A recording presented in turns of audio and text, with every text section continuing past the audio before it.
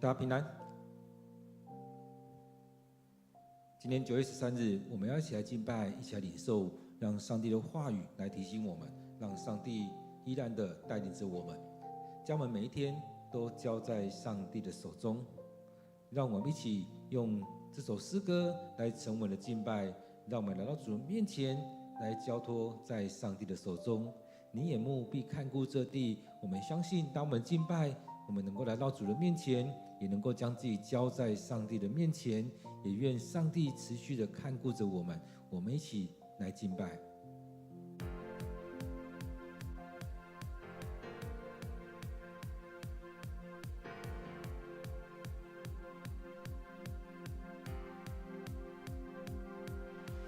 大声敬拜，全心呼喊，全能的神愿你降临，慈爱双手，大能帮备，直到如今人心神迹。你眼目必看顾这地，眷顾你的儿女，你必照所应许的成就。你眼目必看顾这地，聆听我们声音，祷告盼望，荣耀复兴降临。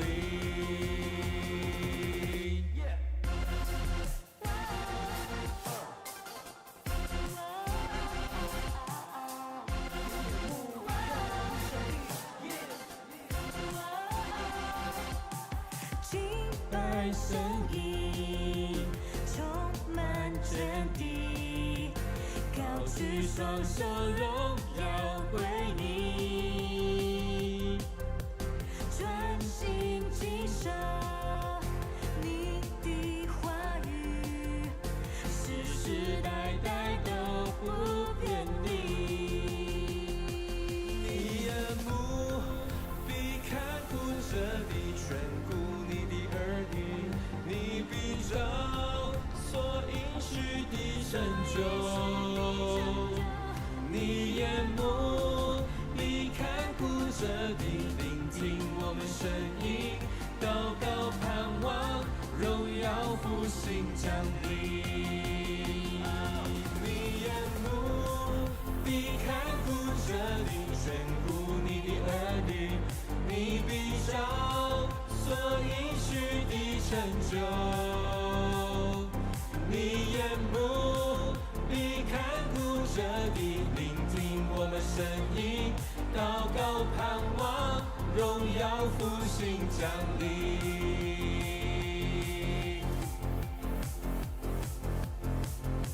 是我们的宝足，心中何有满意？你定义要赐福这地，遵行你的旨意，谦卑会转向你，我们定义要跟随你。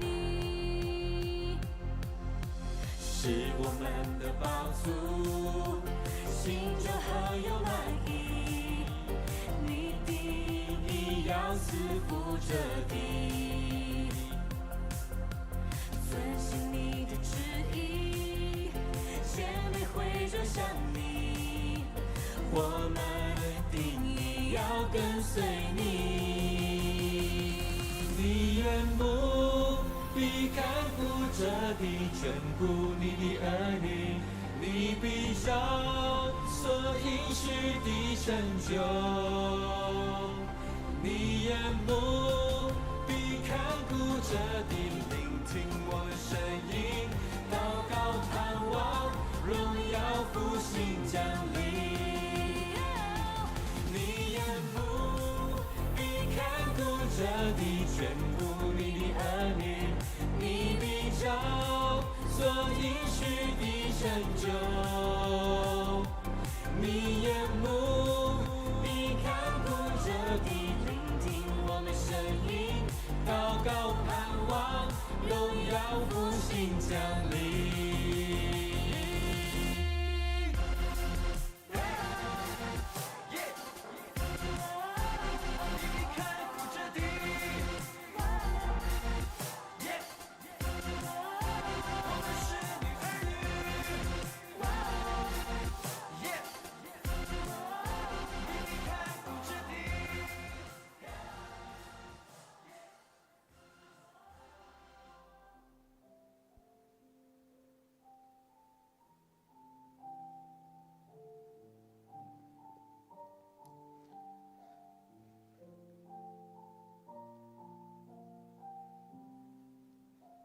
主，愿你与我们同在，让我们在生命当中每一天都能够回转向你。愿你赐福我们，让我们得饱足，让我们在各方面都不缺乏，让我们能够领受你的恩典。让我们来到你面前，来向你敬拜，来开口大声的敬拜。主，当我们来到你面前，也愿我们的灵被你打开，领受你的恩典与浇灌，让我们更多的将自己摆上，更多的去经历你。主，我们要将今天的聚会仰望交托在主你的手中，愿主的恩典与我们同在。感谢主，我们将祷告祈求都奉靠主耶稣的名，阿们。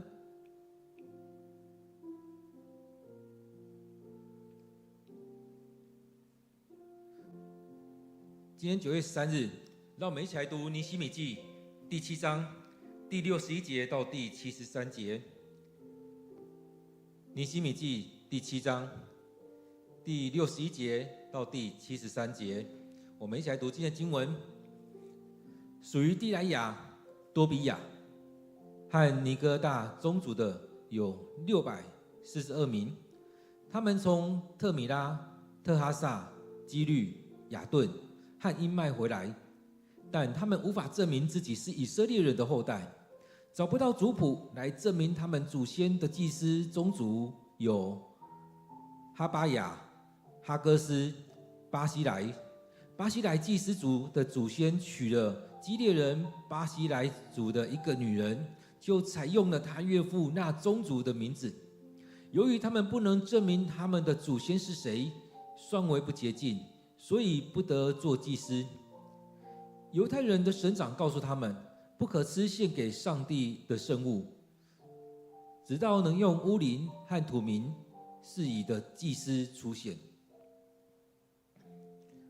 返回的总人数42360名，他们的男女仆人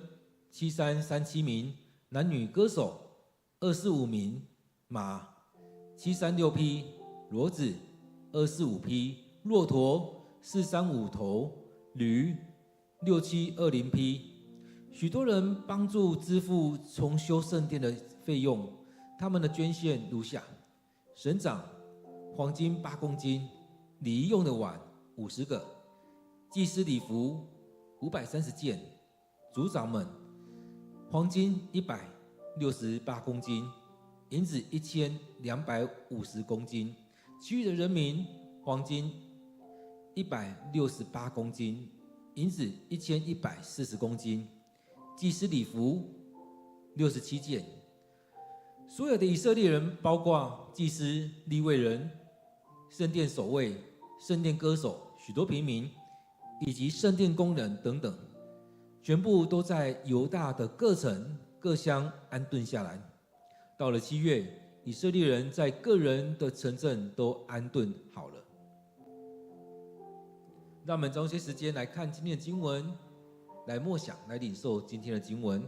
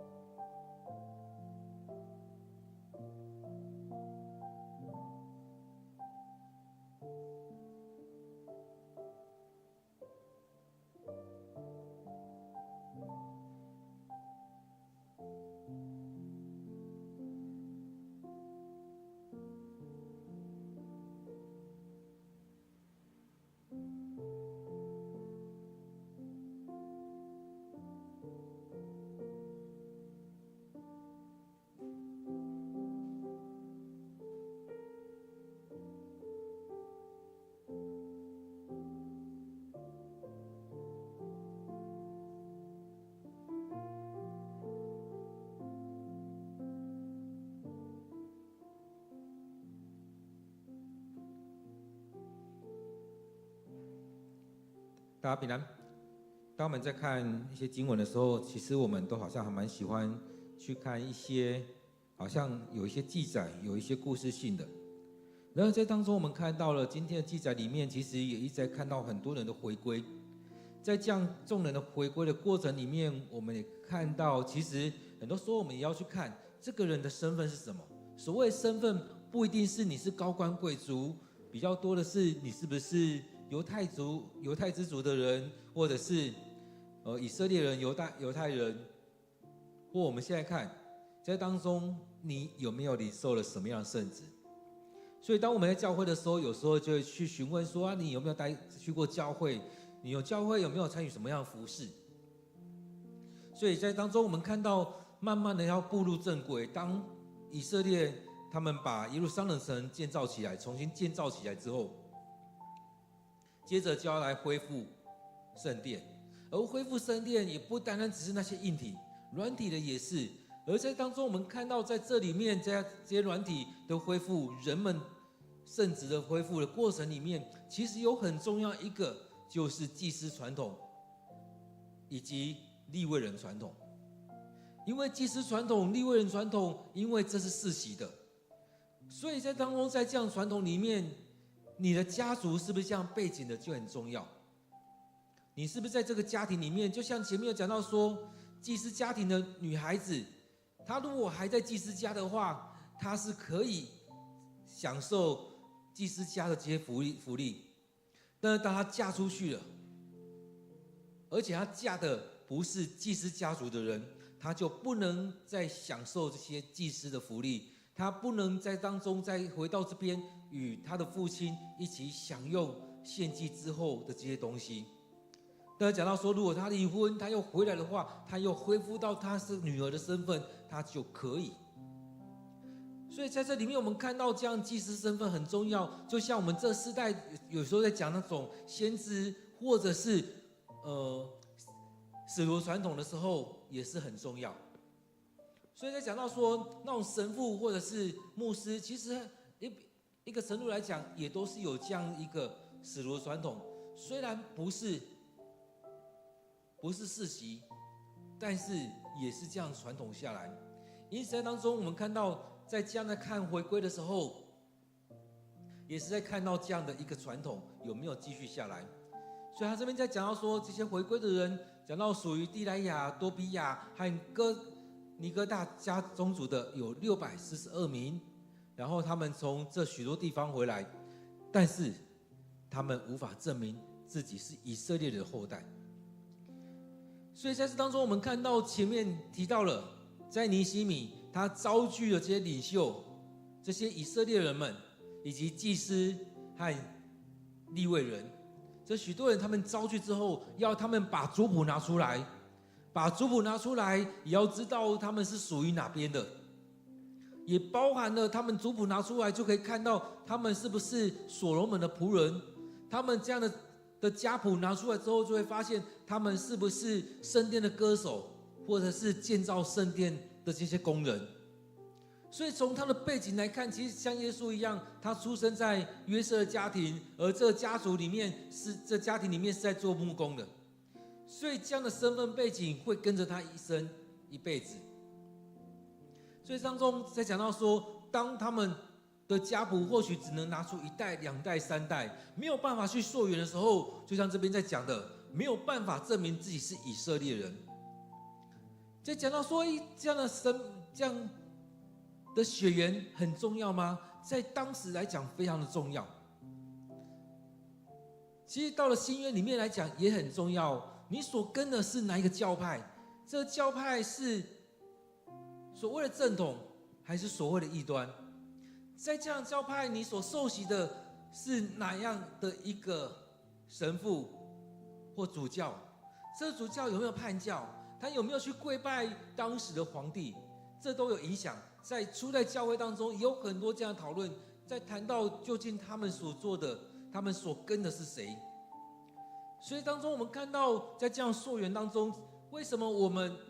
到现在还是有那个洗礼证书？你是谁洗礼的？其实有时候我们在溯源这样的一个洗礼合不合教规，这样的洗礼合不合信仰？在当中这样洗礼只是随便洗的，还是怎么样？还是你去异端那边洗礼的？因此，在天主教里面，有时候也都会问你有没有领受洗礼？你领受的是天主教的还是新教的？所以在这里面，我们看到这件当中，他们没有办法证明他们是以色列的后代，有可能他们可以证明他们这几代，但是没有办法连接到雅各的这些孩子们身上。这边也讲到说，有这些祭祀的宗族，但是他们却找不到可以溯源的族谱。或许他们没有写族谱，甚至或许他们没有办法这族谱溯源到那种12个支派当中，甚至无法溯源到摩西他的哥哥亚伦的身上，因为当初在设立祭司的时候，都是设立着亚伦的后代，他的这几个孩子所承接下去的后代。所以他们讲到说，虽然他们讲他们是祭司宗族，但是他们却没有办法来证明他们的祖先是祭司宗族。甚至他们这边讲到说，巴西莱这个祭司族，他们甚至改名，所以这更难去溯源。当我们在看很多源头，很多人在说要证明，很多人要说溯源的时候，其实在台湾也出了很多的状况，有的是那种在登记户口登记的时候，姓氏写错了，名字写错了，来源写错了。在这抄录的过程当中，其实以前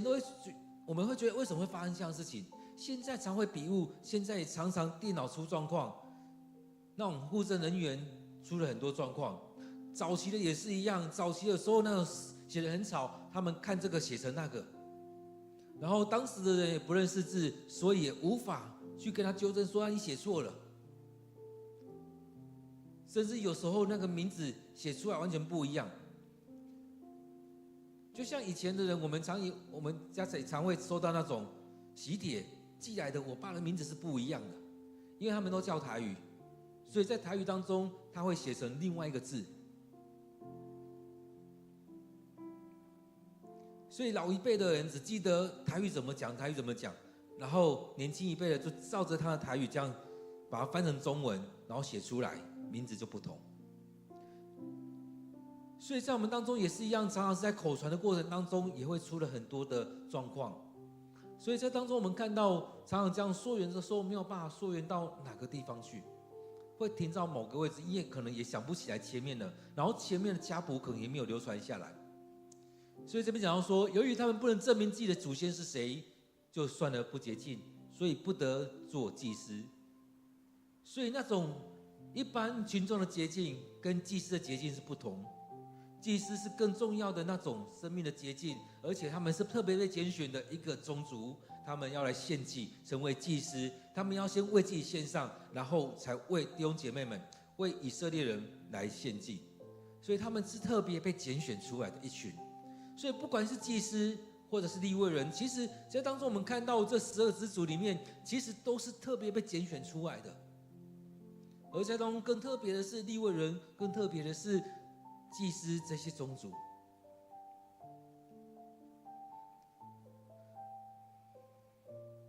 而在当中我们看到犹太人的省长告诉他们，不可献给上帝圣物，直到能用乌灵土明示意的祭司出现。所以当我们看到很重要的是真正的那种有传承下来，而且能够拿到土灵乌灵土明的这祭司出现的时候，才能真正的把人带回到上帝的面前。所以能够穿那一套衣服的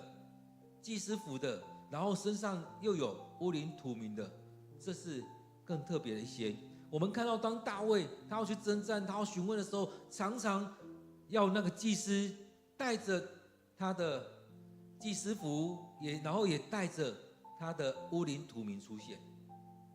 所以圣经里面有好几个地方讲到说，那个祭司他带着他的服饰的衣服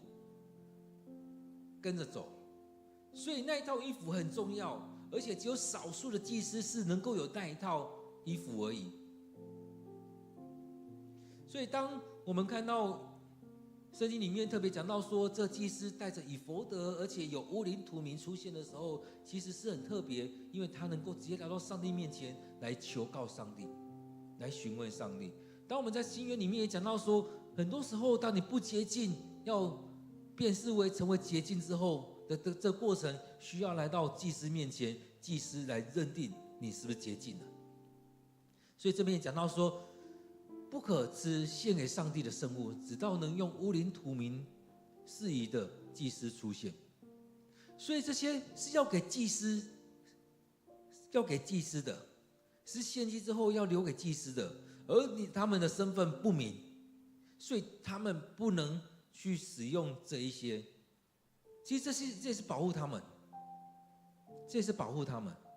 就像我们教会的圣餐一样，我们教会的圣餐，我们都会让我们的长老或执事来预备，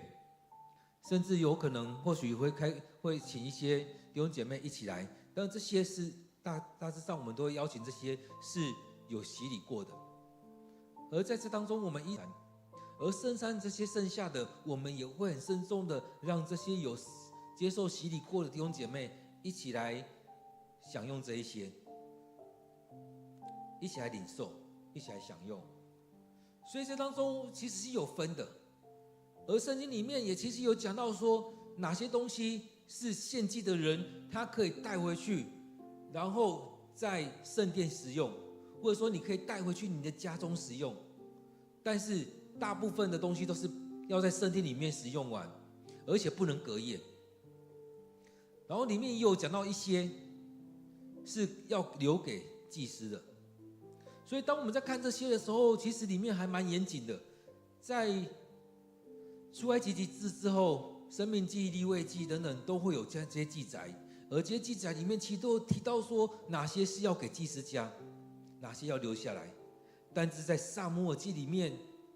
其实我们看到，其实在以利的孩子当中，在撒母耳的孩子当中，其实他们都没有去好好去遵循这一些。所以也常常在这些要求当中、这些规范当中得罪了上帝。所以这边我们看到了，他们是在保守这些人，是在保护这些人，所以才会说，当这一个祭司还没有出现之前，这个能够穿着以弗得，然后带着乌灵土明的这个祭司去辨明说，你可不可以之前，你是不能去吃这些，不然你就得罪上帝了。很多时候我们都会觉得，为什么不行啊？我就是祭司啊。我们都会有很多那种不开心，很多什么样的状况出现，但是回来看这些措施，何尝不是在保护你呢？所以这边在讲到说，讲的是犹太省长告诉他们，不要这样子，你们不要去吃，你们不要得罪上帝。在你们还不清楚你们是不是真的祭司传统之前，不要去吃。如果你去过的祭司这样生活，但是你不是祭司传统，那你会被上帝惩罚，得不偿失。所以还是不要，还是不要。所以当中我们看到这边好像又在统计很多东西，前面也记载了从他们的族谱里面去看到这些家族，而这当中他也要知道到底我们有多少。所以用现在来讲，就是一种盘点。就是去了解现在到底还有多少人，有多少人在我们当中。前面讲到说，从那家谱里面看，这些领袖、这些回归祖籍的有多少人？这些祭司、这些利未人、这些圣殿歌手、工人，以及所罗门的仆人有多少？这边继续看返回的人有42360人，他们的男女仆人有7337人。男女歌手等等，这边都在这边都记录在这里面。当然有人会去比对说，在尼希米跟以斯拉的这些记载好像有一些出入，而在当中，当然我们可以做其他的研究。而在当中，我们看到的，他就是这样在统计这些，在了解这些状况。所以很多时候，当我们在服事的时候，在这样永续的服事的时候，我们也是需要去了解我们目前的状况是怎么样。也包含了这边继续提到说，有许多人帮助支付重建圣殿的费用。其实，在这样一直下来的时候，也不能一直靠着尼希米的家产，也不能靠着现在所拥有的这些，所以这边提到说，有许多人帮助支付圣殿重修圣殿的费用。其实用现在来看，也就是我们在讲的建筑基金，有很多人奉献给建筑基金来修复教会，来整修教会，或者是更新许多教会的设施。所以当中也需要许多人透过这样金钱的奉献，让这事情能够永续的下去，持续不断的来整修圣殿，让圣殿拿来恢复。所以在前面亚述帝国攻打进来的时候，或者说更之前，那列王记里面、历代志里面讲那些王，在得罪上帝的时候，对圣殿做了很多的处理，毁坏了圣殿。所以在当中被毁了，他们要重修耶路撒冷城之后，重修圣殿。所以这边有很多人愿意拿出来支付在这里面。我们看到现在我们也有很多教会，甚至我们这些教会的弟兄姐妹也很愿意在当中来奉献。所以在当中我们看到了，我们需要的是经常费的奉献，我们也需要建堂基金的奉献。我们看到有很多教会，他们不断的在做建堂基金的奉献，是期望他们能够去购置更多的产业。这些产业不是在积蓄，而是让他们有更多的空间可以使用。而到某个程度的时候，他们就把这些去变卖掉，然后去买一块地，然后来购建堂。所以在当中我们看到包含了整修，包含了更新的费用。所以在这当中有许多需要的。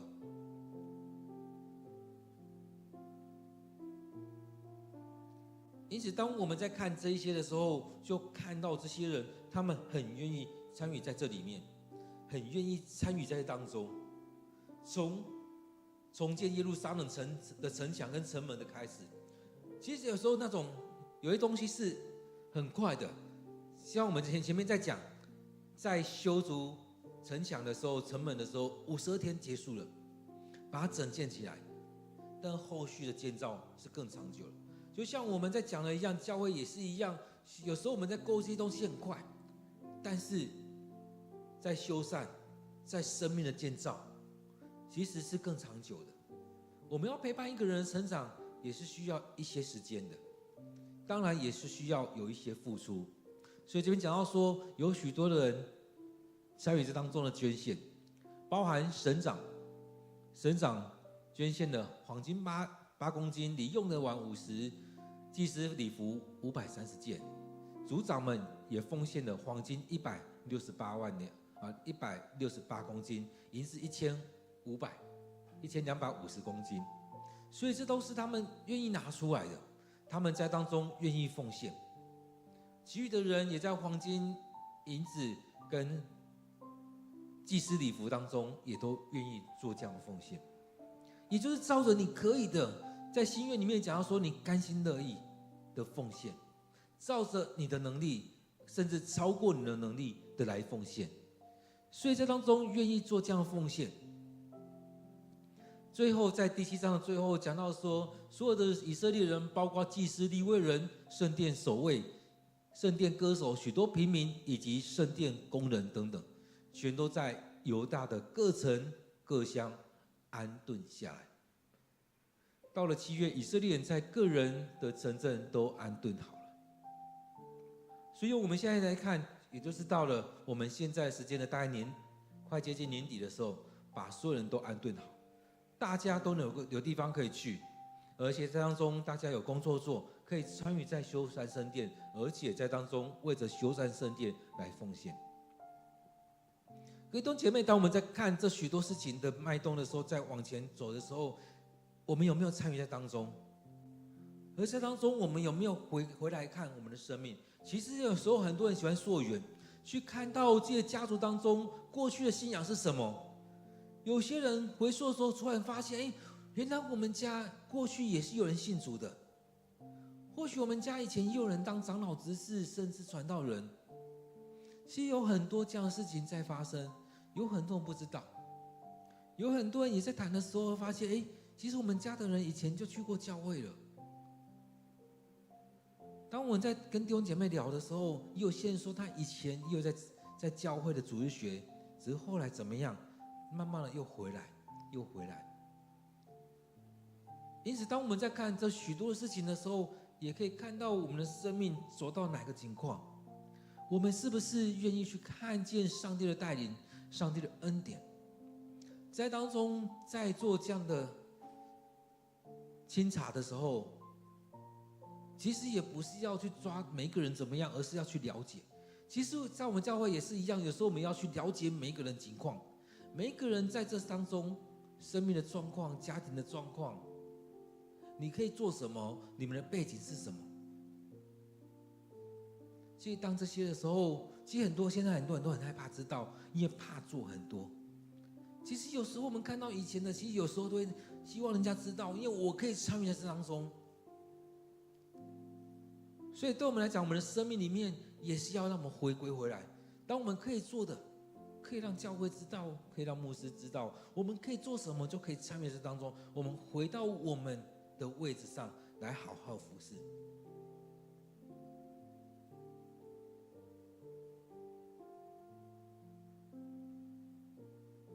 各位弟兄姐妹，当我们在当中，也让我们再有一点时间来思想今天的经文。或许当我们在看今天的经文的时候，会有很多的想法，会觉得，就觉得为什么这么繁杂，一直在这很多数字？而是当中也可以看到这许多的事情里面，是不是有上帝的恩典在当中？让我们有一点时间来默想上帝的话语。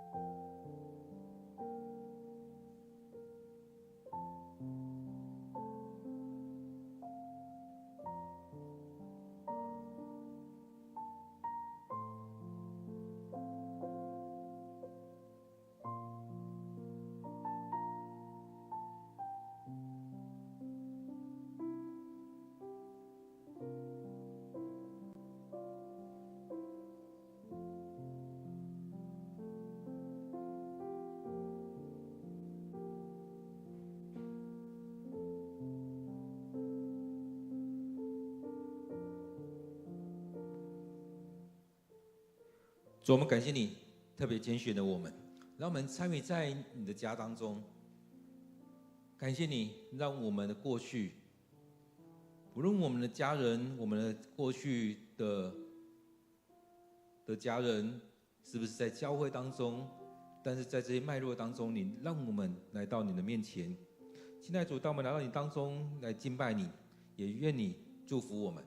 让我们进到该有的位分里面来服侍你，来领受这许多的恩典。现在主，我们要将今天的聚会恭敬的仰望在主你手中，恳求你带领我们，让我们更深的来敬拜你，让我们领受这样的职分，能够好好的来服侍你，也能够成为我们家族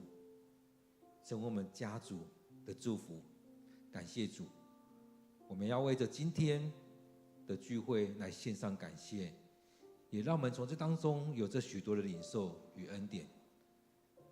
为着每一个弟兄姐妹参与的人都献上感谢，愿主你赐福在我们当中。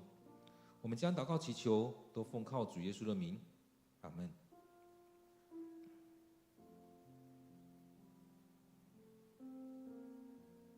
愿我们每天都有一段时间来到上帝的面前，领受上帝的话语。愿上帝祝福你。